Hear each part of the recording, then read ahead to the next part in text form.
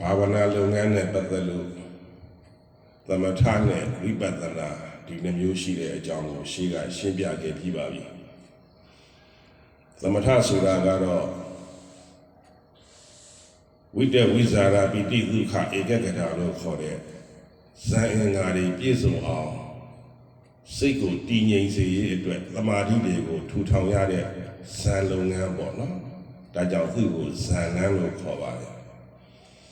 ဝိပဿနာကြတော့အရှုခံတရားကပရမတ်ပါ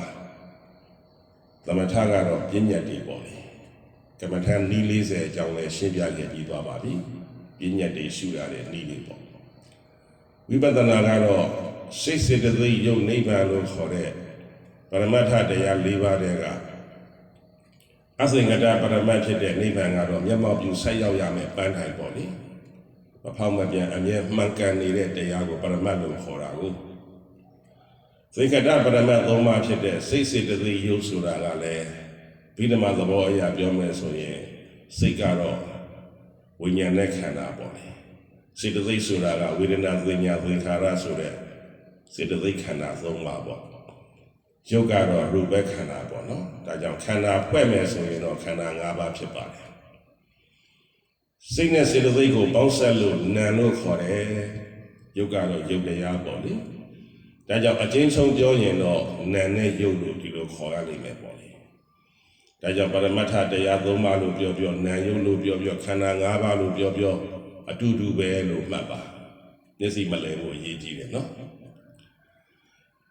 ဒီတော့ဒီပရမတ္ထတရား၃ပါးကိုရှုပွားတဲ့နေရာမှာမိမိခန္ဓာမှာတကယ်ရှိအဟုတ်ရှိနေတဲ့တရားတွေပါကိုယ်ခန္ဓာမှာမဟုတ်ပါဘူးသတ္တဝါမှန်သမျှတို့ရဲ့ခန္ဓာလေဒီယုတ်ဒီနာနဲ့ပဲပေါင်းစပ်ဖွဲ့စည်းထားတာပဲလေဗြဟ္မဘုံကယုတ်သာရှိ၍နာမရှိနာသာရှိ၍ယုတ်မရှိဆိုတဲ့ဗြဟ္မာတွေကလွယ်လို့ပေါ့လေဒီတော့ယောဂီတို့ရဲ့ယုံနာနှစ်ပါးဒီခန္ဓာ၅ပါးနဲ့ပတ်သက်ပြီးတော့အရှိကိုအရှိအတိုင်းအမှန်ကိုအမှန်အတိုင်းသဘာဝကိုသဘာဝအတိုင်းသိမြင်အောင်လိလာစူးစမ်းရှုမှတ်ပွားများအားထုတ်တာဟာဝိပဿနာရဲ့လုပ်ငန်းပဲအဲ့ဒီလိုအမှန်တိုင်းသိသွားတာကိုပင်ဉာဏ်လို့ခေါ်တာပဲပညာပေါ့နော်ဉာဏ်ပညာလို့ဒီလိုသုံးတာကိုဒီတော့အဲ့ဒါကိုဝိပဿနာသည်ဉာဏ်လန်းလို့ဒီလိုသတ်မှတ်တယ်ဝိပဿနာဉာဏ်လေးရှိတယ်လေအခြေခံအားဖြင့်နာမရူပပရိစ္ဆေဒဉာဏ်လို့ယုံနဲ့ကွဲပြားစွာရှုမြင်တဲ့ဉာဏ်ပေါ့ပစ္စယပရိက္ခဉာဏ်လို့ခေါ်တဲ့ယုံနဲ့တို့ရဲ့အကြောင်းအကျိုးကိုကောင်းစွာသိမြင်ပြီးတော့အကြောင်းအကျိုးသိသိနိုင်တဲ့ဉာဏ်မျိုးပေါ့နော်ဒါအခြေခံလေးတွေဝိပဿနာဉာဏ်ဆိုတာဘယ်အချိန်မှာပြပြပြပြဖြစ်သလဲဆိုတော့ဝိဆိုတာကအထူးပဿနာကရှုမှတ်တာကိုရိုးရိုးရှုတာမဟုတ်တော့ဘူးသူကဉာဏ်ဖြစ်ပြီးတော့အထူးရှုတာ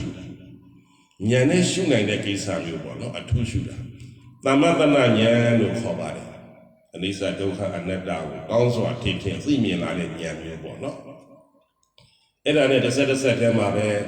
ဥရိယဘယဉာဏ်လို့ခေါ်တဲ့ယောဂီများပြောနေကြတဲ့ဖြစ်ပျက်ပေါ့လေဝိပဿနာဉာဏ်ကဒီတော့မှပြပြပြဖြစ်တာကိုတရားထိုင်လိုက်တာနဲ့တခါတည်းဖြစ်ပျက်တန်းရှုတဲ့ပုဂ္ဂိုလ်တွေကလည်းတော်တော်များတယ်ဘာဖြစ်ပြီးဘာတွေပြက်နေကြတယ်တော့မသိပါဘူးနော်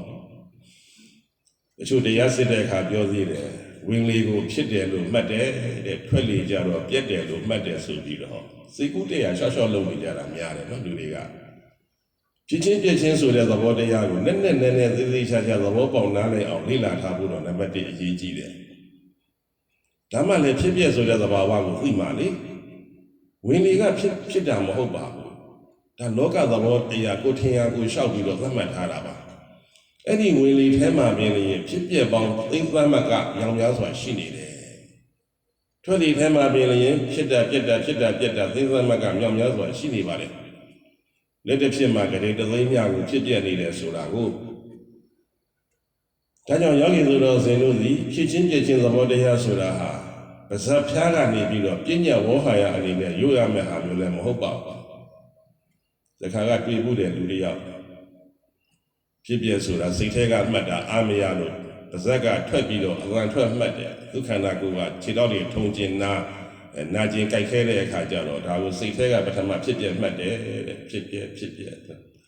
မှတ်ရတာအာမရဘူးခြေတော်ကနာရင်းပြီးနာဆိုတော့ပါ ဇက်ကပါအသံထွက်လာတယ်ဖြစ်ပြက်ပါဆိုမှနာလိုက်တာအဲ့ဒါမျိုးတွေဖြစ်နေတယ်နော်ဒါကြောင့်ဉာဏ်ဆိုတဲ့သဘောတရားကြီးဝေါဟာရတကယ်တော့မရှိပါဘူးဒါအဓိကပြန်နေနားလည်ဖို့လိုတယ်နော်ဝေါဟာရမရှိဘူးတဲ့ပရမတ္ထတရားမှာဝေါဟာရဆိုတာကလူနားလည်အောင်ဆိုပြီးဟောတဲ့ပြောတဲ့အခါမှာသဘောပေါက်အောင်နားလည်အောင်ဆိုပြီးဝေါဟာရသုံးရတယ်ဝေါဟာရမှန်သမျှကတော့ပြဉ္ညာပေါ့နော်ဒါပေမဲ့ပြဉ္ညာမှာလည်းပဲဝိဇ္ဇာမာနပြဉ္ညာအဝိဇ္ဇာမာနပြဉ္ညာဆိုပြီးရှိပြန်တယ်လောကမှာလူတွေသုံးနှုန်းနေကြတဲ့ပြဉ္ညာဆိုတာကအမှန်တရားမဟုတ်ပါဘူးအခေါ်အဝေါ်ဆက်ပါပဲလူလို့ပြောပေမဲ့လူဆိုတာခြေတွေလက်တွေခေါင်းတွေကိုယ်တွေဒါတွေနဲ့ပေါင်းဆက်ဖွဲ့စည်းထားတာလေအသေးစိတ်ပြောရင်32ခုထာသာနဲ့ဖွဲ့စည်းထားတာပေါ့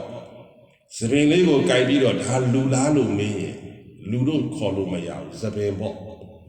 လက်ကလေးကိုကြိုက်ပြီးဒါကလူလားဆိုတော့လည်းပဲလက်ပါဗျာလက်သေးလေးဆိုတော့လက်သေးလေးပေါ့နာမည်တွေအသေးသေးပေးထားကြတာပဲ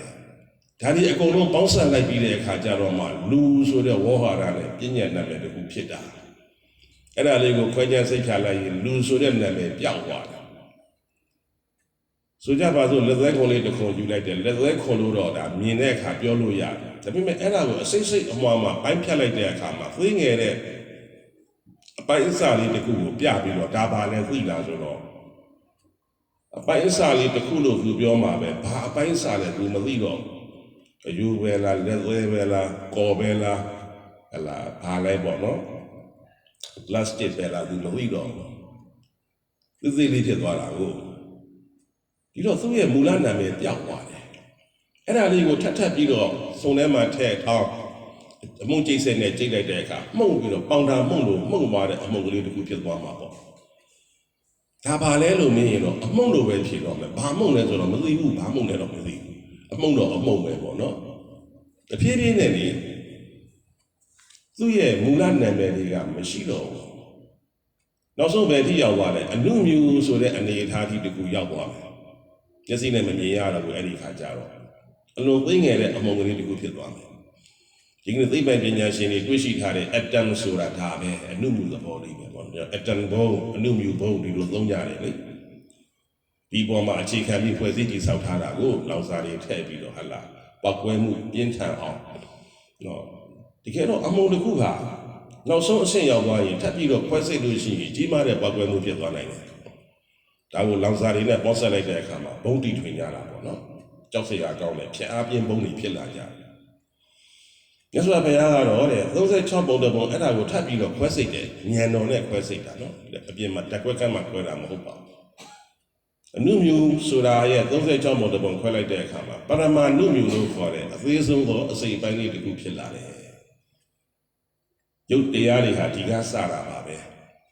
ဒါလေးတွေကိုပြန်ပြီးတော့ပေါက်ဆက်လိုက်တဲ့အခါကျတော့ပထဝီတေဇောအာဘောဝါယောခေါ်တဲ့ဓာတ်ကြီးလေးပါးရဲ့သဘောသဘာဝတွေဖြစ်လာတယ်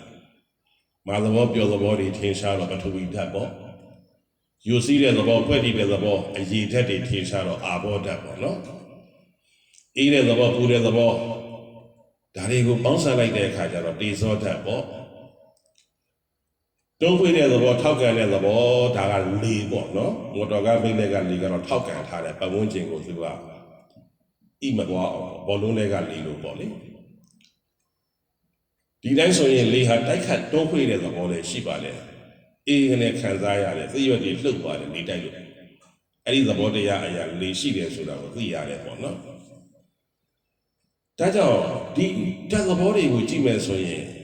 စัจကျင်မဲ့သဘောတရားတွေကိုတွေ့ရလိမ့်မယ်ပူတာတဲ့တေဇောပဲအေးတာတဲ့စိတ်တေဇောပဲတိတတေဇောအုံနာတေဇောပေါ့ဒီလိုသုံးရတယ်ခမပထဝီနုညပထဝီဆိုပြီးတော့လဲမာသဘောပျော်သဘောကိုပထဝီဓာတ်အနေနဲ့ပြောတယ်ဒီတော့အဲ့ဒီစัจကျင်မဲ့ဓာတ်သဘောတရားတွေပေါင်းစပ်ထားတဲ့ဓာတ်သဘာဝတွေဟာဒီခန္ဓာကိုယ်ကိုဖွဲ့စည်းထားတယ်ဆိုမှတော့ဒီခန္ဓာကိုယ်ကြီးလည်းအမျိုးမျိုးဖောက်ပြန်ပြောင်းလဲနေတော့တာပေါ့ဒါရှင်းနေတာပဲဒါကြောင့်ခန္ဓာကိုကြည့်တော့ရုပ်ခန္ဓာဆိုတာဖောက်ပြန်တတ်တဲ့သဘောလို့ဒီလိုသတ်မှတ်တယ် definition ပွင့်တယ်ပေါ့နော်အဓိပ္ပာယ်ပွင့်ဆိုချက်ရုပ်တရားကြီးစီဖောက်ပြန်နေတယ်စင်ဆက်မပြတ်ဖောက်ပြန်နေပါတယ်သူ့မှာသိတတ်တဲ့သဘောလုံးလုံးမရှိဘူးဒါကွဲပြားချမ်းသာချက်ပဲ တစ်တုံးကြီးလည်းဖောက်ပြန်နေတယ်ကြောက်တုံးကြီးလည်းဖောက်ပြန်နေတယ်သံတုံးကြီးလည်းဖောက်ပြန်နေတယ်အချိန်တိုင်းမှာပျက်စီးနေတဲ့သဘောရှိပါတယ်ဖြစ်တယ်ပြက်တယ်ဖြစ်တယ်ပြက်တယ်ဒီသဘောတရားတွေရှိတယ်ပေါ့နော်အပြက်ဖက်ကများလာရင်သူကတော့အမုန်းဖြစ်သွားမှာပဲအဖြစ်နဲ့အပြက်ညီမျှနေရင်တော့ခက်ကြကြလေးတည်ထနေမှာပေါ့လေဘယ်အရာဝတ္ထုမဆိုဒီဖြစ်ချင်းပြက်ချင်းဆိုတဲ့သဘောတရားဟာရှိကိုရှိနေပါလေအချို့ကိစ္စတွေကြတော့အမှန်တမ်းအသေးစိတ်တဲ့အခါမှာဉာဏ်မမီရဘူးပေါ့နော်များသောအားဖြင့်သိနိုင်တာကတော့ဘယ်အရာဝတ္ထုမတူအချိန်တိုင်းပျက်စီးသွားတာကြီးပါပဲပျောက်ပြတ်သွားတာကြီးပါပဲဒါပေမဲ့အသေးစိတ်တွေထပ်ဖြစ်လာပြန်တယ်တဲ့အင်ဂျင်ကြောက်တော့ဘာလို့ပြေးဖို့လိမ့်မယ်နော်သစ်ပင်ကြီးလေးလဲပြိုသွားတဲ့အခါကျတော့သူ့ရဲ့ဓာတ်သဘာဝတွေပြောင်းလဲမှုကြောင့်သစ်ပင်ကကြီးကြောက်ဖြစ်သွားတာမျိုးပေါ့လေသစ်ပင်ရဲ့အသွင်သဏ္ဍာန်သစ်ပင်ရဲ့ဂုဏ်သက်တီတော့ပျောက်သွားတယ်သူ့အသားကိုဝီးရှို့လို့ရတာတွေပါလေလို့လို့မရတော့ကြောက်ဖြစ်သွားတာလို့ဒီကကြောက်ဖြစ်သွားတော့လေကြောက်တဲ့ပတ်သက်တဲ့အလှဆင်ပစ္စည်းလို့ဘာလို့ညာလို့သုံးကြတာပေါ့လေဒီတော့ပြောင်းလဲနေတဲ့သဘောတရားတွေကိုလည်းပြောပြတာပါဒီတော့ယောဂီတို့ရဲ့ခန္ဓာကိုယ်ဆိုတာကတော့ပြောစီရမလို့ပါဘူးသက်ရှိတွေရဲ့ခန္ဓာကိုယ်ကတော့အချိန်တိုင်းအကုန်ပြေရမှာကြီးပါပဲပြီးတော့မြေကြီးပြန်ဖြစ်သွားတာပါပဲပြာပြန်ဖြစ်သွားတယ်အမုံပြန်ဖြစ်သွားတာပါပဲဒါကြောင့်ဒီခန္ဓာနဲ့ပတ်သက်လာလို့ရှိရင်ယုတ်တရားနဲ့နံတရားကိုအမြင်ရှင်းရှင်းသိထားဖို့အရေးကြီးတယ်ဒီယုတ်တရားကြီးဒီပထဝီနေသောအာဘောဝါယောလို့ခေါ်တဲ့တက်ကြီးလေးပါးနဲ့ပေါင်းဆက်ဖွဲ့စည်းထားတယ်ကံစိတ်ကူးလို့အာဟာရလို့ခေါ်တဲ့အထောက်အပံ့ပြုစရာတွေနဲ့အသက်ရှင်ရပ်တည်ဖို့အတွက်ဆောင်ရွက်နေကြတယ်ဒီသဘောတော့ပါပဲတကယ်တော့လေကံစိတ်ကူးလို့အာဟာရတဲ့အသက်ရှင်ရပ်တည်ဖို့ဆိုရင်ဒါလေးတွေမျှတဖို့လိုအပ်တယ်တကြီးလေးပါလေဒီညိုမြတ်တာဖို့ဆိုရင်အဲ့ဒီကံစိတ်ဥဒုအာဟာရနဲ့ထိမ့်ပေးရတာပေါ့လေအဲ့ဒါမှထိမ့်မရရင်တော့စေကံပွားရတာပေါ့နော်ဆေးရုံတက်ရတာပေါ့ခန္ဓာကိုယ်ကို workshop ပို့ရတယ်ဟုတ်လားပျက်စီးသွားတဲ့ခန္ဓာကိုယ်ကို workshop ပို့ပြီးတော့အဲ့ဒါပြုပြင်စီရင်ရတယ်ဒါကြောင့်ယောဂီဆိုတော်စင်တို့ဒီယခုယုံနဲ့နံဆိုတဲ့သဘောတရားကိုထင်ရှားအောင်ပြောကြတာဖြစ်ပါတယ်ယုံတရားတို့ဒီဖောက်ပြန်တတ်တဲ့သဘောရှိတယ်နံတရားတို့ဒီအာယုံကိုသိတဲ့သဘောရှိပါတယ်ဒါကြောင့်ဒီယုတ်ဒီနံတို့အပေါ်မှာမှန်မှန်ကန်ကန်ရှုမြင်နိုင်ခြင်းအဖြစ်ယုတ်ရဲ့သဘာဝလက္ခဏာကိုလည်းပိုင်ကောင်းစွာနဲ့ပိုင်နိုင်သိနိုင်ပါလိမ့်မယ်။နာရဲ့သဘာဝလက္ခဏာကိုလည်းကောင်းစွာပိုင်နိုင်သိလာပါလိမ့်မယ်။ယုတ်နံတို့ရဲ့အကြောင်းအကျိုးတွေကိုလည်းဆက်ဆက်ပြီးတော့မြင်လာလိမ့်မယ်။ယုတ်တရားတွေပေါက်ဆက်လို့နံတရားတွေဖြစ်တဲ့သဘောပေါ့နော်။ဒါတွေကနောက်ပိုင်းကျတော့ဆက်ပြီးရှင်းပြပါအောင်မယ်။ခုလောလောဆယ်မှာတော့ယောဂီတို့ယုတ်ကဖောက်ပြန်နေတဲ့သဘောရှိတယ်။ခန္ဓာကိုယ်မှာပူတဲ့အေးတဲ့ထုံတဲ့ကျင်းတဲ့တောင့်တဲ့တင်းတဲ့နားတဲ့အောက်နဲ့အစရှိတဲ့ဖြင့်လှုပ်ဖြစ်နေတာကအစပေါ့အာလုံးဒီရုပ်ရဲ့ဖောက်ပြန်မှုသဘာဝသာဖြစ်ကြတယ်။နာကတော့ဒီဖောက်ပြန်မှုသဘောတရားတွေကိုသိတဲ့အလုပ်ကိုလုပ်ပါလေ။ဒီတော့ယုတ်ကသတ္တနာငါသတ္တဒါမြင်အောင်ကြည့်တတ်ရမယ်လေ။သို့မှသာလေနာမရူပပရိစ္ဆေဒဉာဏ်လို့ခေါ်တဲ့ယုံနာကိုကွဲပြားရှုမြင်နိုင်တဲ့ဉာဏ်မျိုးရပါလိမ့်မယ်။ဒီတော့ယုတ်တရားဘလောက်ဖောက်ပြန်ဒီနာကခံစားနေသမျှငါဖြစ်တယ်လို့ခံစားရင်တော့သိနေအောင်ခံရမှာပါပဲ။ဒါရီဟာသူသဘောသူဆောင်နေတဲ့အနတ္တသဘာဝပါလားလို့ဉာဏ်ပညာလေးနဲ့နှလုံးသွင်းပြီးကြည့်မယ်ဆိုရင်ယုံနာကိုပို့ပြီးတော့ကွဲပြားခွဲခြားပြီးမြင်လာပါလိမ့်မယ်။ဒါကြောင့်နာနာကျင်တာရှင်းတော့ငါနာတယ်ငါကျင်တယ်ဆိုပြီးမခံရနိုင်ဘူးဆိုပြီးတော့အဲ့ဒီမှာစိတ်ညစ်ကြတယ်ပေါ့လေ။ခုတော့အဲ့လိုမဟုတ်တော့နာချင်းကျင်ချင်းအပေါ်မှာ